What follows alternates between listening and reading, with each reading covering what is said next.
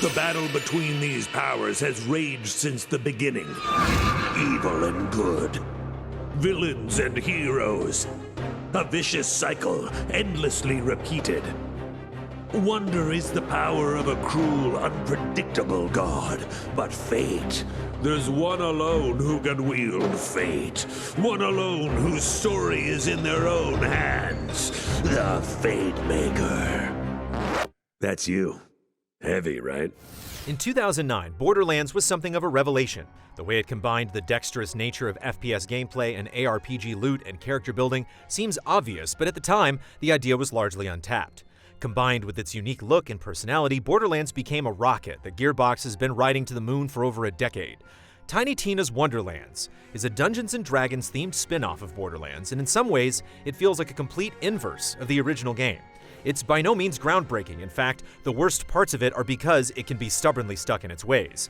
Yet Gearbox's experience with its own formula proves there's still joy worth mining from the established Borderlands template, serving as an effective reminder that even after all this time, it's still relatively singular in the industry.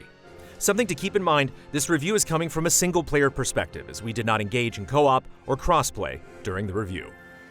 We're playing Bunkers and Badasses, baby! And I, Tiny Tina, am the Bunker Master. So what I say goes! One of the biggest draws of Wonderlands is its constant parody of tabletop role-playing games and the people who play them. It's safe to say that those who have spent time crowded around a table rolling dice with friends will easily get the most out of the game.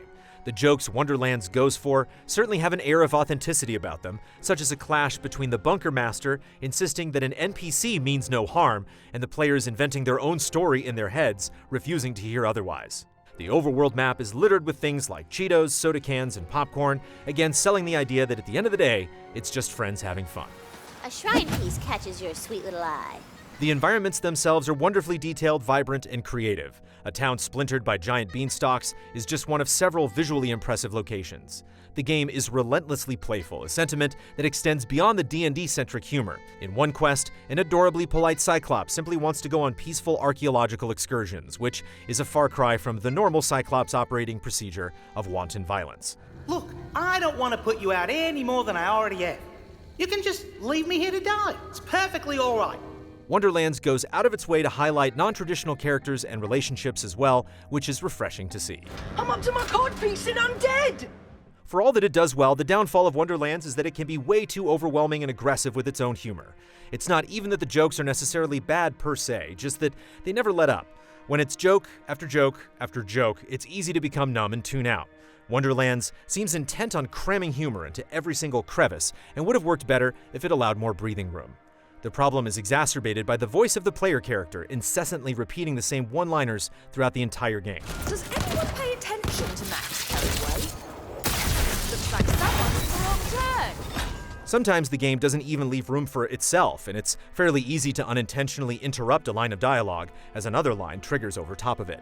Wonderlands is an all-sugar energy drink of a video game, and it can be as exhausting as it is entertaining.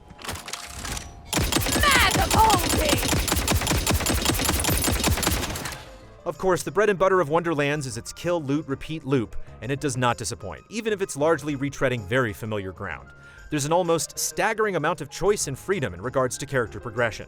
It's pretty wild how dramatically a single new gun can change the entire flow of your own playstyle.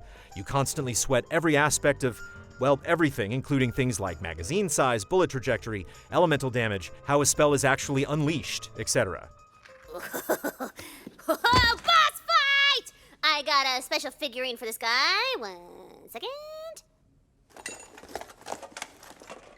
Rising before you is one of the Dragon Lord's most loyal undead soldiers. It's Rivula! Roll for initiative! While the loot can be too much at times, it seriously feels as though you're spending a third of the game just comparing stats. It also ensures that you're never stuck in one style for very long. For us, it got to the point where things changed so much that we would cast a spell thinking it was what was previously equipped. That's how often things get mixed up. The variety is enjoyable on its own, but perhaps more importantly, the sheer number of variables does a great job of convincing you how individual your character feels and that you're charting your own path forward.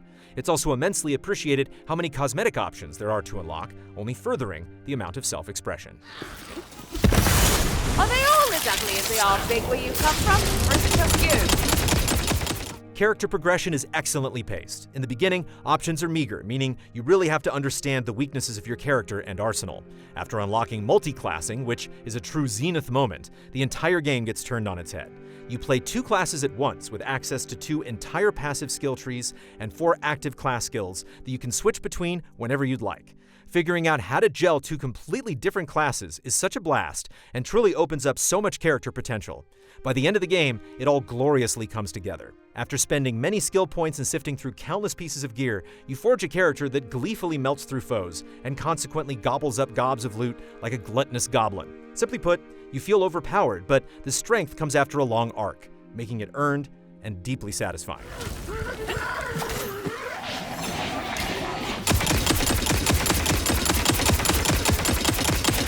The gunplay itself is chaos. Constant explosions both in the traditional form and the actual bodies of your enemies.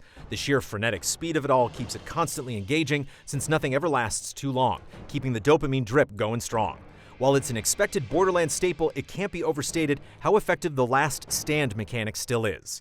For those unfamiliar, hitting 0 HP is not an immediate death, but rather you go into a last stand state and upon killing an enemy, revive and continue the fight. It effectively creates tension since sometimes you're frantically looking for a baddie to blast while keeping the flow intact.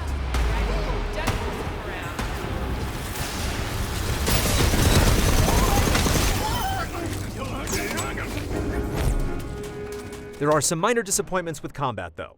Enemy variety feels weirdly meager. It's disappointing that you fight a lot of the same things in both beginning and ending areas. Additionally, while there are some neat boss fights with unique mechanics, these moments are few and far between. A lot of the special fights are just beefed up regular enemies, and it would have gone a long way if there were more crazy clashes. Wonderlands does not reinvent the wheel, or in this case, the rocket launcher, but strides forward confidently enough to prove that it doesn't exactly need to. It would be an even better game if its own humor just let up a bit, but even so, the journey through such fantastical realms is also ultimately a success, exactly because Gearbox has such a proficient understanding of its distinct genre. Now, prepare to enter a world of fantasy! I don't see anything. You gotta imagine it, knucklehead. Just close your eyes and wonder.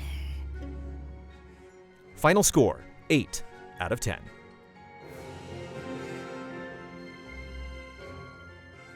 All our reviews are made possible by generous viewers just like you. Check out patreon.com/easyallies to keep Easy Allies going and get access to exclusive shows like Trash Babies, where we pass the controller dumpster diving through low-rated games. But though you have pushed back the Dragon Lord's attack, his downfall can only be brought about by one thing. You must go and retrieve The Sword of Souls! I was getting to that! Yeah, it's a Sword of Souls.